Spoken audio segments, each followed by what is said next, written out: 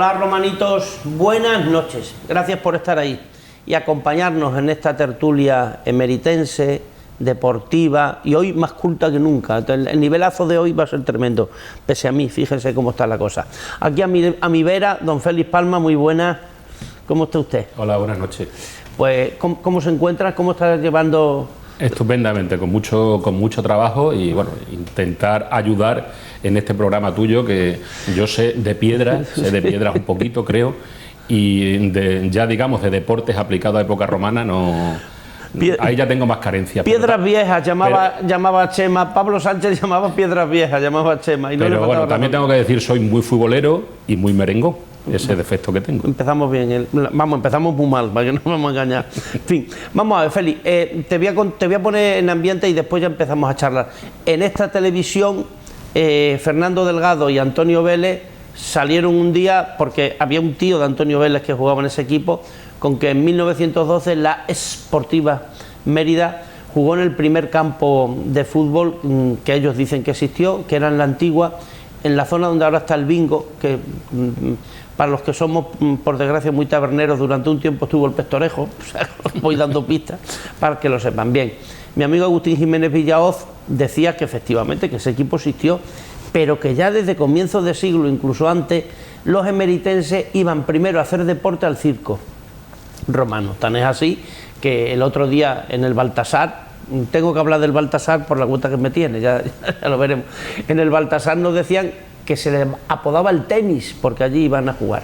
Y Agustín Jiménez Villahoz contaba que los primeros partidos de ligas que hubo de equipos organizados se jugaron allí. Debía tener, bueno, ahora mismo si te me pones también tiene un césped bastante bueno, o sea que mejor que está, y que jugaban allí y contaban anécdotas. Mi primera pregunta antes de empezar, circo romano, hipódromo es un término griego, ¿hay alguna diferencia entre circo y hipódromo? No hay ninguna diferencia. Digamos, en épocas romanas son circos donde se hacían carreras de caballos, como siempre decimos nosotros, el famoso Ben-Hur ahí viendo cómo esos aurigas y esas cuadrigas pues iban peleando, cada uno defendiendo a su equipo, defendiendo a su facción, pero bueno, básicamente no hay ninguna diferencia. Digamos, el nombre más correcto es el de circo romano, lo que pasa que en el emeritense eso del hipódromo está muy interiorizado, sí. Y bueno, yo creo que hay que seguir manteniéndolo. Oye, me viene bien porque íbamos a hablar hablando de circo, el del Mérida, el circo romano de Mérida, detrás del Circo Máximo, a mucha distancia, debe ser el más grande de España, ¿no? Bueno, el circo romano de Mérida es el mejor circo conservado de toda la península ibérica y uno de los mejores conservados de todo el imperio romano. Encontrar un circo que se vea completo como el de Mérida prácticamente no se ve en ningún sitio. En España seguro que no. El de Roma, si la gente intenta paralelizarlo, pues evidentemente ve que el de Roma es un auténtico erial, donde se hacen también muchas cosas, sí. Pero es un erial, y aquí se ve una planta de un circo que estamos hablando de que tiene más de 400 metros de longitud y más de 150 metros de ancho, o sea que las dimensiones que tiene son brutales. Tendría una capacidad en torno a las 30.000 personas. Estamos hablando, digamos, del deporte rey de la época, de la Augusta Mérida de entonces, que eran las carreras de caballo, que tenían mucho más predicamento que las luchas de gladiadores que se hacían en el anfiteatro y por supuesto que las representaciones teatrales que se hacían en el teatro. Y que son los primeros equipos deportivos organizados, porque tú me contabas un día que iba incluso por colores los equipos. ¿Esto cómo es? Sí, las carreras de caballo, de cuadricas que se hacían en el circo, como ahora actualmente, había varias facciones. Los aurigas corrían podían a lo largo de su carrera correr para varias facciones. Bueno, tenemos el ejemplo de Diocles, que sabemos de su carrera como auriga, porque le dedicaron una inscripción en el circo de Nerón, que estaba en lo que es ahora el Vaticano. De hecho, el obelisco ese que preside, sí, la plaza del Vaticano estaba originalmente en el circo de Nerón, pues sabemos que corrió para multitud de facciones, bueno, para las 4 facciones que había, excepto la azul, o sea que fue como un jugador de fútbol que va cambiando de equipo y se convierte en el ídolo de los diferentes. ¿El mosaico que hay en Mérida en el que viene el caballo, ese era el caballo de Diocles o no? ¿O era un caballo? No, claro, eso representa a una escena de circo, lógicamente, con una cuadriga, con el auriga, pero no tiene nada que ver con la inscripción Nica, el caballo vencedor y demás, no tiene nada que ver con Diocles. Diocles sabemos que nació en torno al año 104 después de Cristo, sabemos que era lusitano, luego podría ser de Mérida o no, nosotros por supuesto vamos a reivindicar, sea o no sea. Yo reivindico hasta Viriato. Vamos a reivindicar que era meritense, porque lógicamente debía ser de la capital, que se fue a Roma, que al parecer corrió como 4.000 y pico carreras, lo sabemos por esa inscripción, y de las 4.000 y pico, pues ganó como 1.400 o por ahí. Eso quiere decir que perdió más carreras que ganó. Es como el Real Madrid, que ha perdido más Copas de Europa que ha ganado.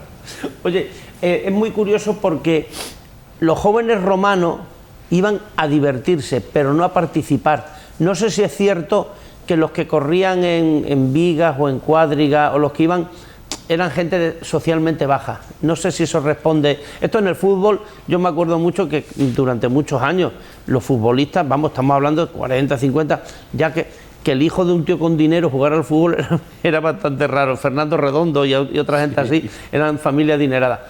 ¿Pero esto responde a la realidad? Sí, a ver, digamos, nosotros tenemos como una visión muy cinematográfica de este tipo de actividades deportivas, y vamos, yo más bien que deportiva les llamaría de política, porque en estos espacios lo que se hacía era política, pero igual que por ejemplo en el caso de los gladiadores, pues sabemos que la inmensa mayoría eran esclavos, prisioneros de guerra, también los había ciudadanos libres que querían hacerlo. En el caso de las aurigas exactamente igual, eran gente de extracción social baja, que digamos podían utilizar ese deporte, por ejemplo, como hizo Diocles. Diocles murió millonario, pero digamos que a partir de ahí podían ganar su libertad, podían ganar mucho dinero, pero entiendo que esos serían los menos. Claro. Pero hay un momento, por ejemplo, los romanos estaban en guerra continua, por decirlo así, por lo tanto la violencia formaba parte de su modus vivendi, pero hay un momento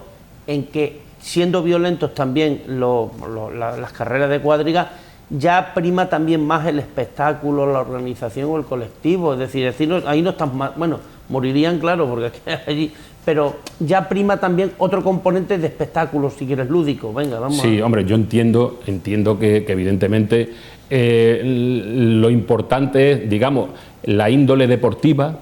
Pero igual que ahora, paralizándolo a lo mejor ahora como el fútbol, que se ha convertido en algo más que un deporte, en un negocio, en un elemento de representación de ideologías incluso, en el caso de las carreras de caballos en época romana era exactamente igual. O sea, digamos, era un instrumento que utilizaba el poder a su servicio para intentar transmitir alguna serie de mensajes, tanto positivos y como negativos, ¿no?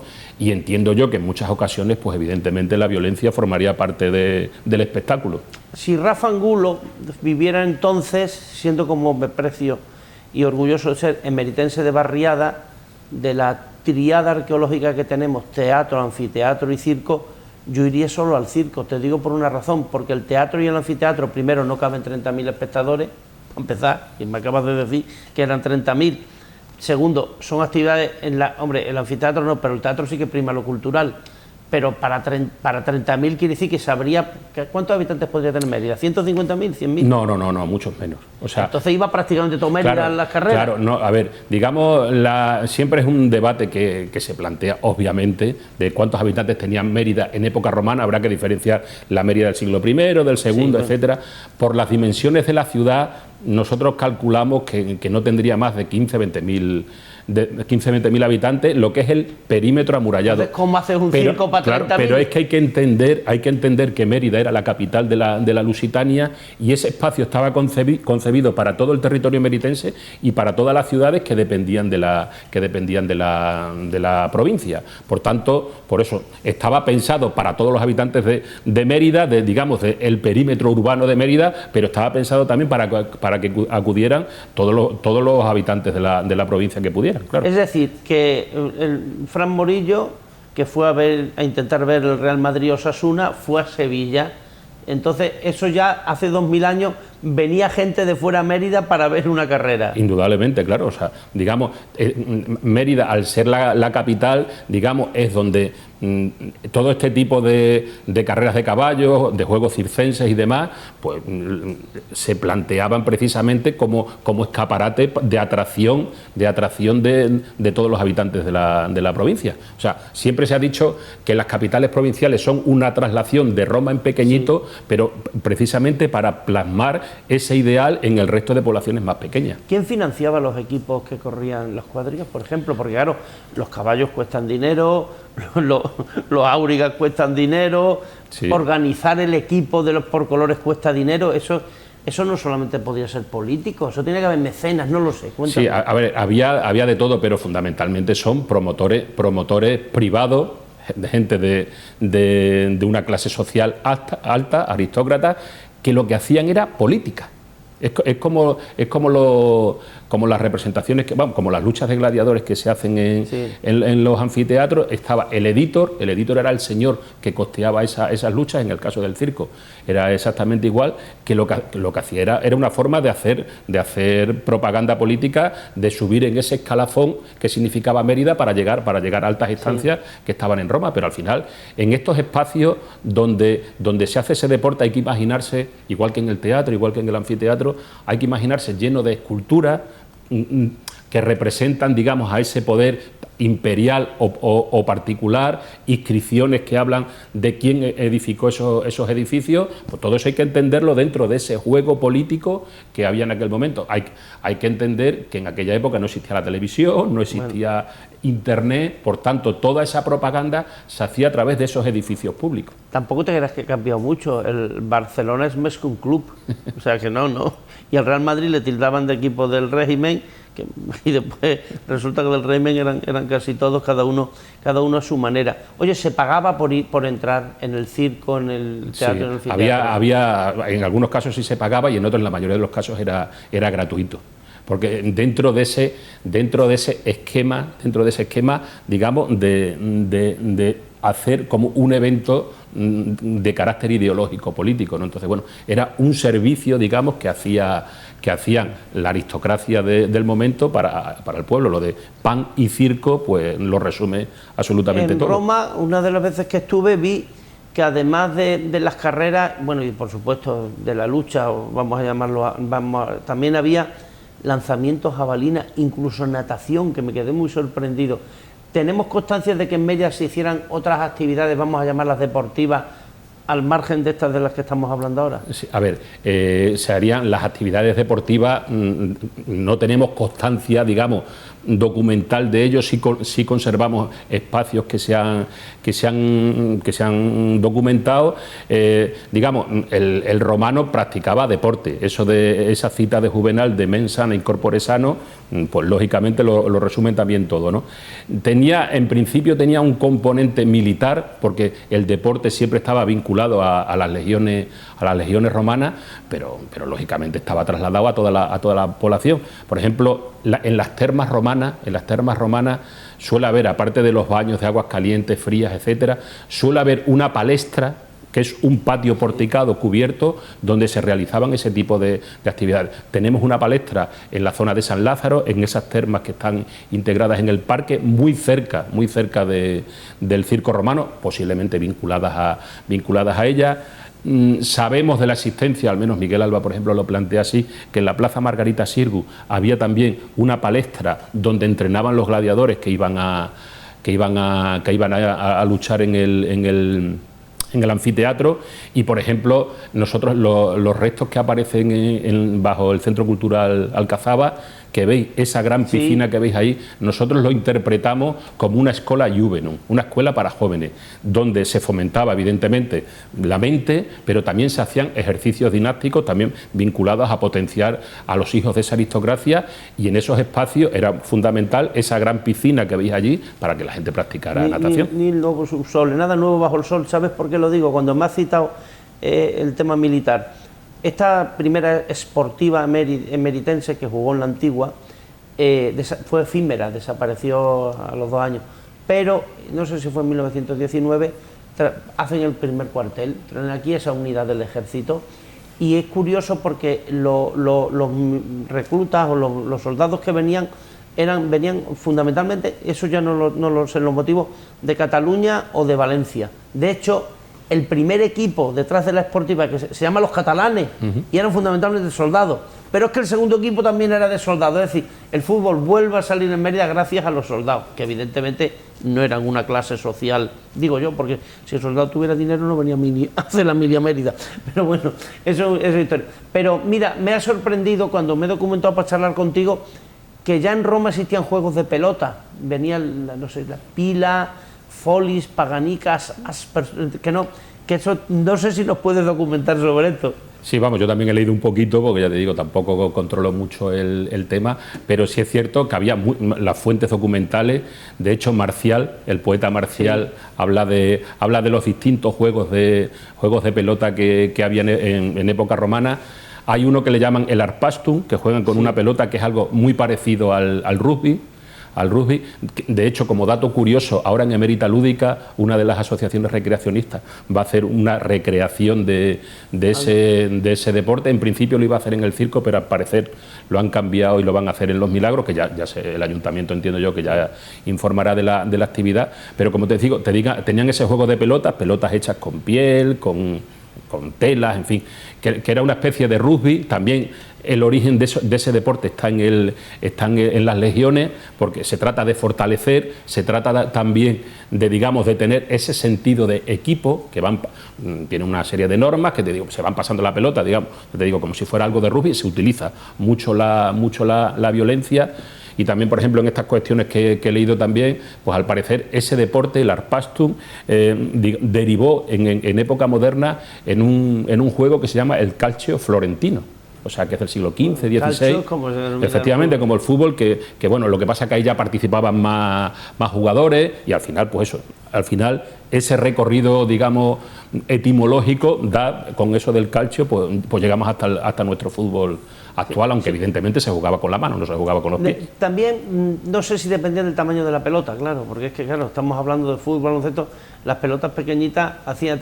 Yo lo que sí quiero saber, a ver, en la antigua Grecia los juegos son los que empezaron quizás antes que los romanos incluso a mezclar las dos cosas, pero tiene que haber un momento en que el elemento militar o del poder mengue y empiece más lo lúdico. ¿Se puede eso ver en Mérida o no?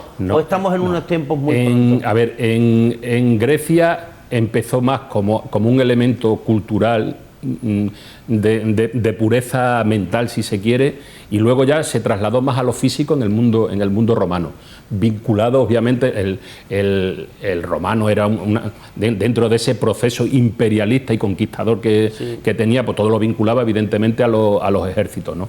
En el caso de Mérida hay que entenderlo, porque Mérida es un territorio totalmente pacificado, no hay componentes que Mérida la fundara las legiones quinta y décima.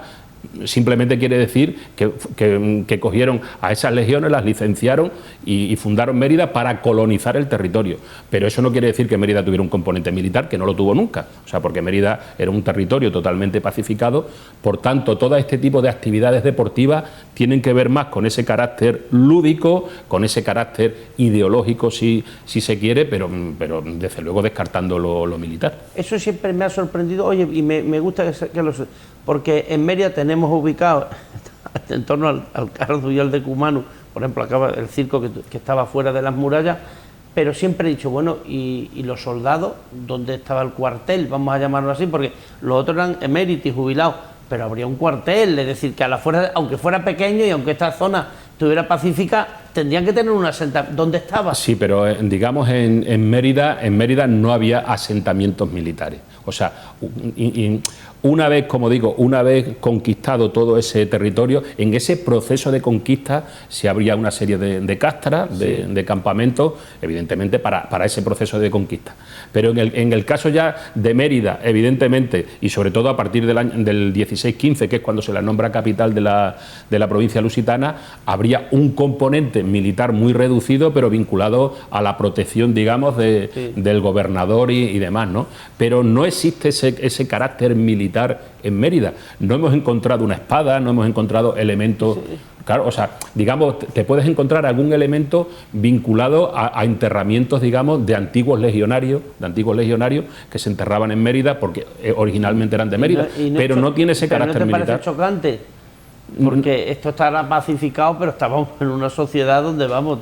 No, es simplemente, digamos, las legiones estaban para conquistar territorios, digamos, para estar en sitios estratégicamente importantes, toda la zona del Limes, con las Germanias, pues a lo largo de pues eso, de toda la historia romana. Estamos hablando de la historia romana de los 3 primeros siglos. Luego ya evidentemente ya cuando el imperio se va disgregando, desintegrando, pues ya estamos hablando de otro periodo.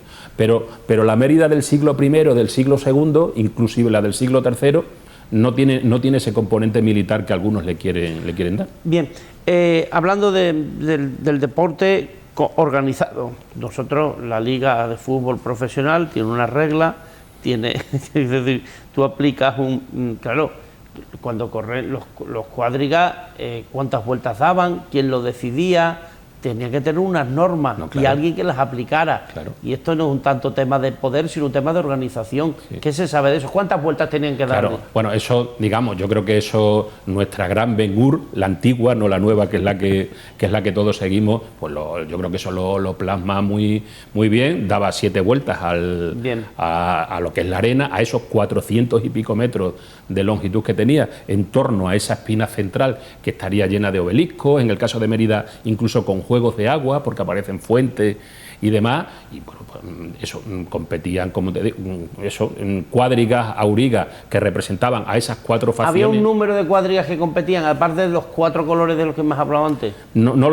Esa pregunta no lo sé exactamente, pero vamos, competirían varios números, en varias competiciones, pues 3, 4, 5, 6, se sabe también muy bien porque salían de las cárceles, las cárceles, digamos, que eran los bosses de la Fórmula 1, cada uno estaba dispuesto en su habitáculo, por decirlo de alguna manera, que se conserva muy bien, ese espacio que está, digamos, hacia la zona del acueducto de San Lázaro, como digo, daban, pues eso, daban esas 7 vueltas y lógicamente pues el ganador tenía ese enorme, se le ponía la corona de laurel y demás como vencedor, y tenía, digamos, esos beneficios y sobre todo esa aceptación por parte del público, pues convirtiéndose en un vamos, como dicen los actualmente ahora, en un elemento a copiar dentro de un deportista modelo, por decirlo de alguna manera, ¿no? Aquí en Mérida faltan 2 partidos para que termine la temporada de la primera red del Mérida. Por cierto, viene el Córdoba, mira, otra cita histórica para este domingo. La temporada de cuadriga estaba también establecida, porque aquí en verano no me los imagino corriendo. Sí, no, sobre todo porque esto no está cubierto. Sí. No, bueno, a ver, yo creo que digamos, todas las carreras eran de día, o sea, y a lo largo de todo el año, indudablemente con mayor predilección en épocas, digamos, benévolas desde el punto de vista climatológico, pero no había ningún tipo de... O sea, esa concepción que podemos tener nosotros ahora del calor en época romana, pues evidentemente entiendo yo, no le he preguntado a ningún romano de aquella época, entiendo yo que no existía. O sea, esas condiciones de dureza, pues lógicamente estaban perfectamente asimiladas por los emeritenses de entonces. Oye, ¿hay alguna lápida de alguien que se haya dedicado a hacer estas actividades o no? ¿O eran gente de extracción social baja y por lo tanto... porque muchas veces, yo os lo he escuchado a vosotros mucho, que que la gran fuente de información son las lápidas de los enterramientos. Claro, no, a ver, digamos, las piedras hablan cuando hay letras que han escrito sobre ellas, ¿no? Entonces, en estas lápidas, pues eso, aparecen muchos nombres, como digo, muchos nombres de antiguos legionarios, de algún gladiador, porque por suerte, digamos, también, aunque la lápida no aparezca, tenían la costumbre, no en el caso de los aurigas, porque no hay algún elemento, pero de enterrar con materiales muy vinculados a su profesión. Conocemos, por ejemplo, médicos que gracias al material que aparecen en las tumbas sabemos que era un médico, un médico que eran también de extracción esclava. O sea, que en ese sentido, lo que pasa que en el caso de Mérida, pues no hay, digamos, más allá de este famoso auriga Diocles, que lo conocemos precisamente porque se ha conservado esa inscripción funeraria que le dedicaron probablemente sus seguidores y por eso se ha conservado, pero si no, por ejemplo, para que hagamos, y hay otra referencia también por ahí muy puntual, pero si no se hubiera conservado eso, Diocles no hubiéramos sabido de su existencia. Ahí en el anfiteatro, en Roma, ¿hay constancia de que hubiera con animales también? ¿Es previsible que en Emérito hubiera, por ejemplo, combates de hombres con animales? Sí, claro. En el anfiteatro lo que se hacían era luchas entre gladiadores y escenas de caza.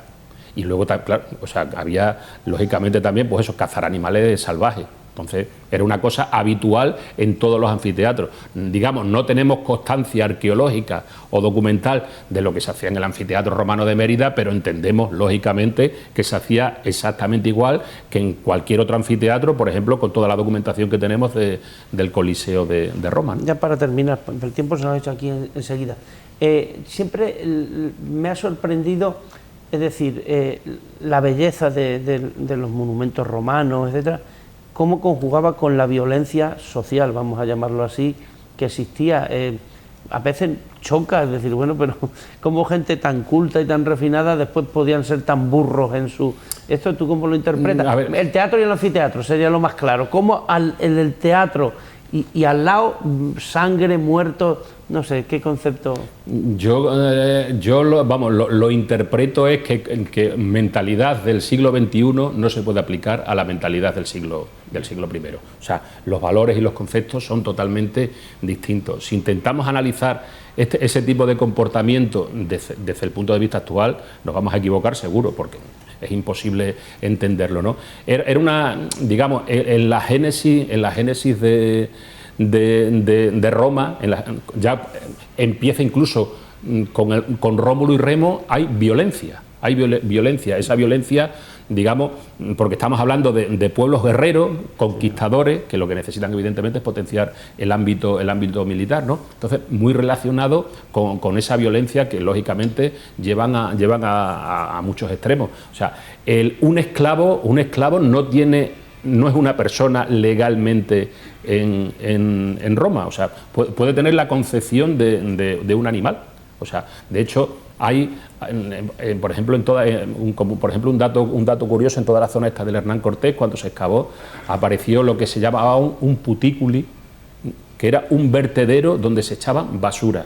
Pues en ese vertedero aparecieron varios cuerpos humanos, o sea, porque eran gente de extracción social evidentemente baja, que morirían y los echaron al basurero, o sea, ni siquiera les dieron una tumba digna, ¿no? Entonces, por eso digo, plantear ese tipo de cosas ahora, digamos, ese carácter violento, sangriento que puede tener el mundo romano, trasladarlo ahora, pues evidentemente, y por suerte para nosotros, pues no, yo creo que no es paralelizable, ¿no?